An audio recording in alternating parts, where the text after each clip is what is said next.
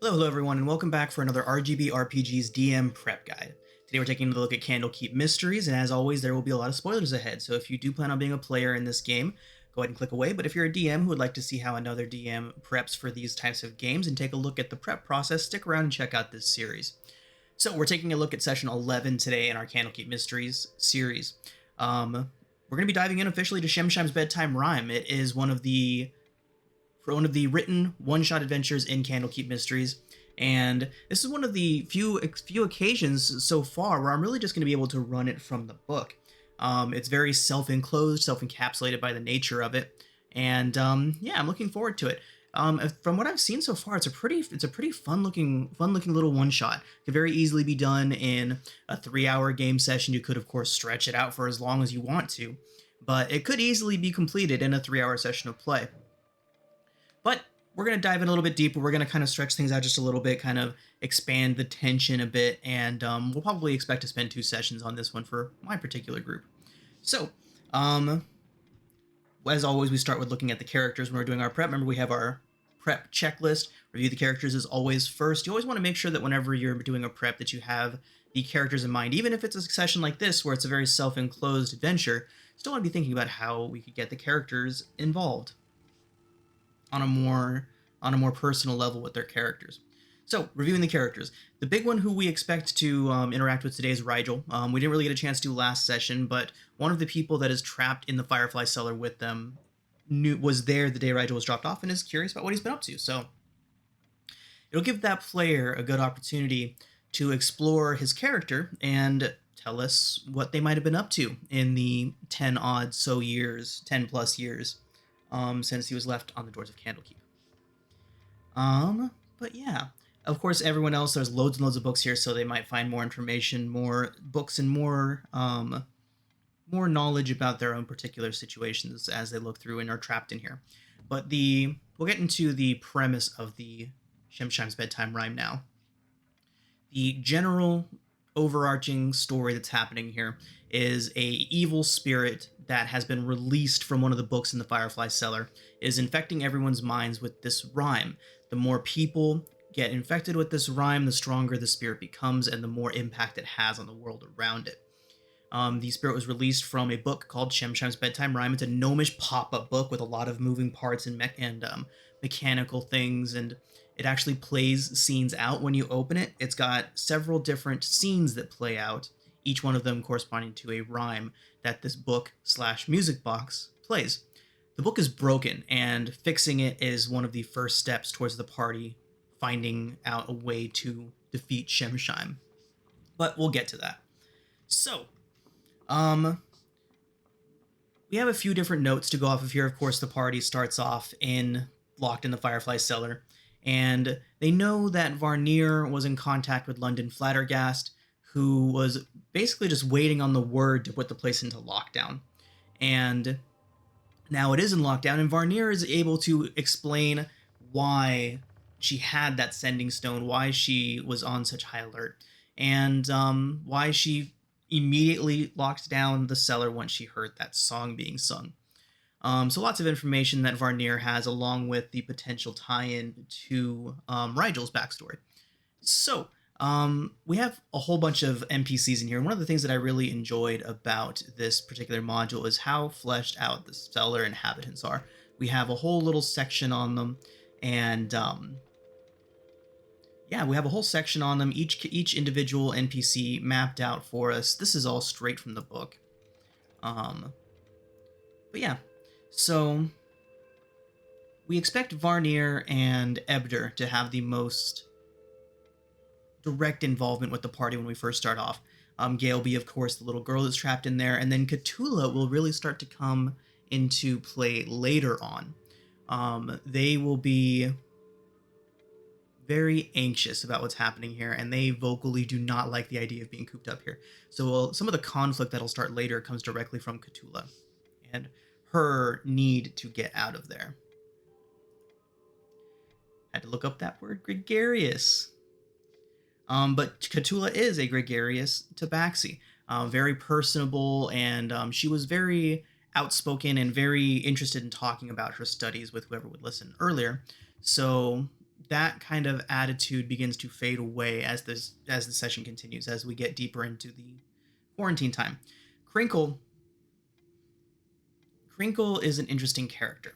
It is technically Crinkle's fault what's happening here, but she does not know that, and she doesn't understand that um, that she hasn't been able to put two and two together with it.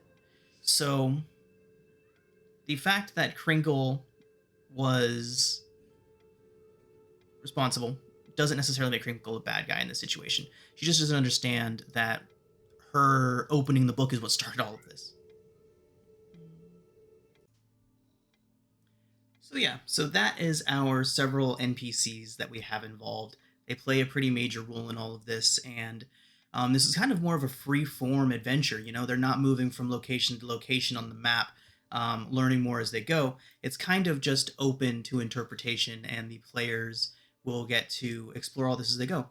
Now, the main meat of this adventure is these 6 events that happen.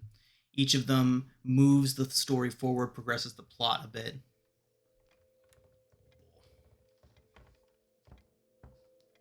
But yeah, so few more key points here. Varnier can release the group, but of course will not. She knows what will happen if it gets out. It is a madness that spreads the more people hear this. So she is very intent on keeping people locked in here, and she will not tell them that she has the means of leaving unless she is coerced into doing so. I just have to make a conscious effort to avoid humming. Every so often, I'll tell everyone to make constitution saves as if they were concentrating on something. We could also use intelligence, basically whatever skill the player would like to attempt to resist humming the rhyme. But if enough people fail, then we have some consequences, some haunting occurrences. But that all starts to happen more predominantly after Ebder's outburst. It is the second event that happens after the initial quarantine. It's really the first thing that happens after they're locked inside. Ebder begins howling in fear, and when they find him, he is humming the tune. The melody is at the top of his lungs, and his eyes are bulging out of his skull. The episode does eventually pass. He's terrified, his daughter is terrified, and it's really just a precursor to just how bad things are about to get. Then we have the Singing Skull. The Singing Skull event is pretty important. It shows that evil has certainly returned to this place because the first victim, even now in death, has returned to singing the song. And then there is a section where the players can begin attacking one another. They have to make saves. The book calls for a relatively low save. I want those that make it through and are not affected by this to be maybe 1 or 2. So I'm upping the DC on that. And they essentially are forced to fight one another under the influence of Shemshine until one of them drops to 0 HP. At that point, the curse ends, or that particular section of the curse ends, and the players can wake up out of that daze and realize what they were doing. The last one, it happens after they discover the book.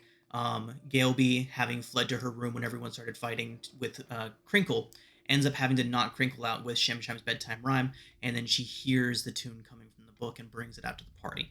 They realize that it is broken, they have to fix it, at which point they get the final stanza of the tune and the hint on how to destroy the creature now that it is released. So yeah, super cool adventure. Easily done in one short session, but probably going to make it 2 for this, just so we can really explore everyone's reactions and everything. All of our NPCs are very well fleshed out in the book, so no need to go into a lot of detail there. Don't need to do work that is already done for you, right? But yeah, and our entire thing takes place in the Firefly Cellar.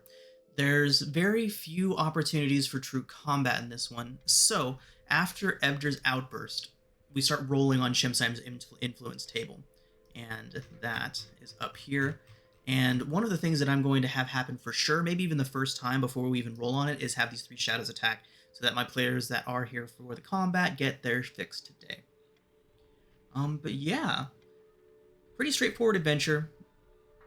It's one of those situations where we kind of just let the party do what they're going to do, and then when we decide like it, we introduce the next event.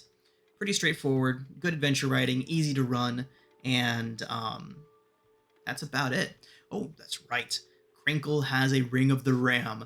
So if a confrontation starts with Crinkle, say Cthulhu tries to beat up on Crinkle or something, they're in for a bit of a surprise. And once we get a little bit farther, we'll show you all what's behind the red dots.